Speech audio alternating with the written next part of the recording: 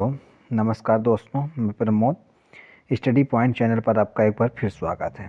जैसा कि हम लोग अपने पिछले पार्ट में देखे कि नदियों के बारे में देख रहे थे, तो हमारी उत्तर भारत की कुछ नदियां हो चुकी हैं। अब हम मध्य भारत और दक्षिण भारत की नदियों के बारे में जानेंगे। तो उसी वीडियो को आगे बढ़ाते हुए हम अगले पार्ट में अपने जान रहे हैं कि अब देखो, सबसे पहले अपनी कौन सी नदी आ रही है? नर्मदा नदी आ रही है।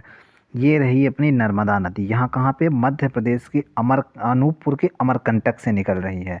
और ये यहाँ से मध्य प्रदेश में जा रही है। मध्य प्रदेश से जाते हुए ये कहाँ पे जा रही है?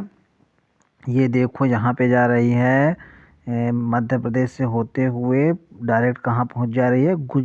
गुजरात में जा रही है। और गुजरात में जाती हुई ये लास्ट में कहाँ चली जाती है? ये चली जाती है अपनी जो नर्मदा नदी है, तो मध्य प्रदेश में गुजरात में जाती है। और गुजरात से जाते हुए डायरेक्ट कहाँ पहुँच जाती है? अरब सागर में क्या जाती है। और अभी हम बताए थे पिछली वाली वीडियो में कि ये डेल्टा नहीं बनाती, ये क्या बनाती है? एस्चुरी बनाती है। क्यों बनाती है एस्चुरी? क्योंकि ये जो अपने पर्वत हैं, दोनों तरफ से पहाड़ हैं, पहाड़ की वजह से डायरेक्ट पूरा का पूरा अपना जो मलबा लेके आती है, जो मिट्टी उट्टी लेके आती है, डायरेक्ट पूरा का पूरा अरब सागर में फेंक देती है। ये कहाँ से? ये अमरकंटक जो है कहाँ पे है? विंध्याचल पर्वत पे है।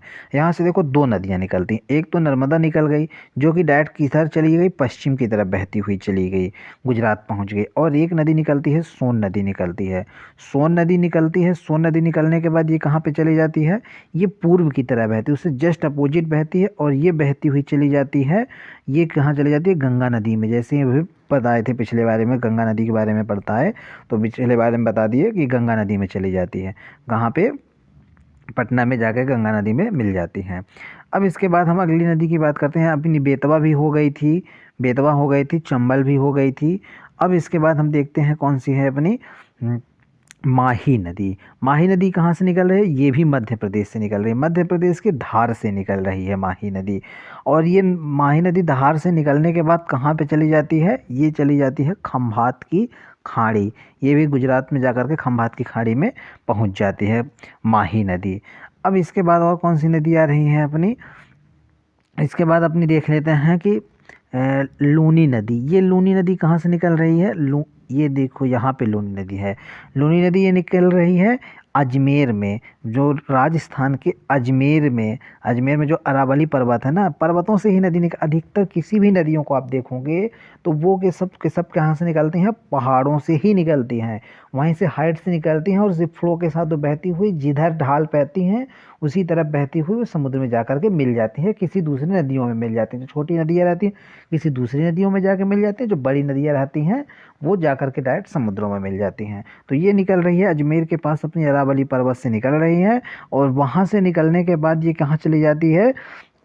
ये आगे आती है। तो अब इधर राजस्थान है, अपना कौन सा मरुस्थल पाया जाता है? इधर पाया जाता है थार मरुस्थल, जो कहाँ कहाँ है? राजस्थान और पाकिस्तान के बॉर्डर पे है थार मरुस्थल। तो यहाँ से जाती है और ये कच्छ के रण में ही ये विलीन हो जाती है, पूरी तरह से समुद्र में नहीं पहुँच पाती है। उसके पहले ही ये पूरा का पूरा कहाँ पे हो जाती है? गायब हो जाती है कच्छ के रण में ही। अब इसके बाद हम लोग अगली नदी की बात अपने करते हैं। अगली नदी कौन सी आ रही है अपनी? महानदी आ रही है। तो महानदी को देखते हैं कहाँ से निकल रही है। ये देखो, अपनी निकल रही है छत्तीसगढ़ से निकल रही है। और छत्तीसगढ़ से निकलने के बाद ये कहाँ आती है? उड़ीसा में आती है। और उड़ीसा से ये पहुँच जाती है कहाँ पे? ये बंगाल की खाड़ी में पहुँच जाती है। इसके बाद हम कौन सी नदी देखते हैं? अब आते हैं अपने दक्षिण भारत में प्रवेश करते हैं। तो दक्षिण भारत में प्रवेश करने पर अपने को कौन सी नदी मिल रही है? सबसे पहली नदी मिल जाती है गोदावरी नदी मिल जाती है। जैसे अपने देश की सबसे बड़ी नदी कौन सी है? गंगा नदी है। और दूसरे नंबर पे जो सबसे बड़ी नदी है ना, वो कौन सी है? गोदावरी नदी है। इसकी लंबाई कुल कितनी हो जाती है? 1465 किलोमीटर हो जाती है। इसी कारण इसे दक्षिण भारत की गंगा कहते हैं और वृद्ध गंगा भी इसे बोला जाता है। किस नदी को बोला जाता है? गोदावरी नदी को बोला जाता है। ये कहाँ से निकल रही है? ये देखो, महाराष्ट्र में। महाराष्ट्र में कहाँ से निकल रही है गोदावरी? महाराष्ट्र में नासिक जिले के एक त्र्यंबकेश्वर गांव है ना, वहाँ त्र्यंबकेश्वर पहाड़ी से ये नदी निकलती है। और यहाँ से ये बहते हुए कहाँ पे जाती है? देखो, ये महाराष्ट्र से आ रही है कहाँ पे? ये तेलंगाना आ गई है। तेलंगाना से बहते हुए चली जाती है कहाँ पे? ये जा रही है, इसके बाद देखो ये चली जा रही है यहाँ से बहते हुए छत्तीसगढ़। और छत्तीसगढ़ से होते हुए ये कहाँ जा रही है? ये चली जा रही है आंध्र प्रदेश से होते हुए पहुंच गई है, कहाँ पहुंच गई है, बंगाल की खाड़ी में पहुंच गई। इसके बाद यहाँ की दूसरी नदी कौन सी आती है, बड़ी नदी आती है कृष्णा नदी। अब ये कृष्णा नदी कहाँ से निकलती है, कृष्णा नदी अपनी निकलती है, ये निकलती है महाबलेश्वर से, महाराष्ट्र के ही महाबलेश्वर पहाड़ी है वहाँ से निकलती है। और ये महाबलेश्वर कृष्णा नदी वहाँ से निकल करके कहाँ जाती है, ये जा रही है अपनी, ये देखो कर्नाटक आ गया, कर्नाटक में गई, कर्नाटक से कहाँ पहुँच रही है, कर्नाटक से ये पहुँच रही है तेलंगाना में पहुँच रही है, और तेलंगाना से पहुँच रही है अपनी आंध्र प्रदेश, और आंध्र प्रदेश से यहाँ पे बंगाल की खाड़ी में पहुँच जा रही है। अब देखो ये जो बीच में इसका स्थान है ना, इसको बोला जाता है केजी बेसन। कौन सा बेसन, केजी बेसन, केजी बेसिन, केजी बेसिन बोला जाता है। अब ये केजी बेसिन तो आप लोगों से पूछ सकते हैं क्वेश्चन में कि केजी बेसिन किसके लिए प्रसिद्ध है, तो केजी बेसिन चावल के लिए बहुत प्रसिद्ध है। क्यों यहाँ चावल होता है, क्योंकि देखो ये दो नदियाँ हैं और दोनों नदियों के मुहाने पर स्थित है, तो बहुत सारी यहाँ से मिट्टी बहा के लाई जाती है, और जो कटी हुई मिट्टी बहा के लाई जाती है ना, बहुत ही उपजाऊ होती है। तो ये मृदा जो आती है यहाँ पर चावल की अच्छी खेती होती है।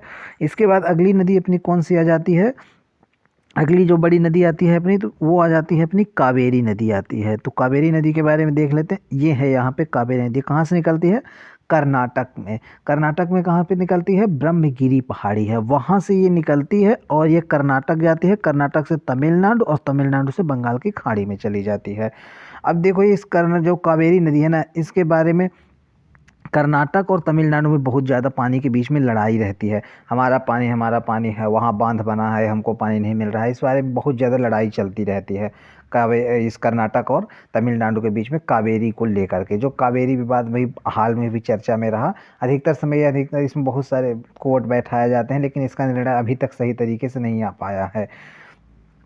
अब इसके बाद कावेरी नदी जो है ना, कावेरी नदी देखो हमेशा इसमें जल रहता है। दक्षिण भारत की जो ये नदी है, तो और जल नदियों में जल सूख सकता है, लेकिन इसमें नहीं सूख सकता है, क्योंकि जब दक्षिण पश्चिम मानसून आया, जब तो यहाँ से यहाँ बरसात हो गई, तो इधर से पानी आ गया, और जब इधर से लौटता हुआ मानसून आता है तो इधर बारिश हो जाती है, तमिलनाडु साइड में सर्दियों के महीने में बारिश हो जाती है।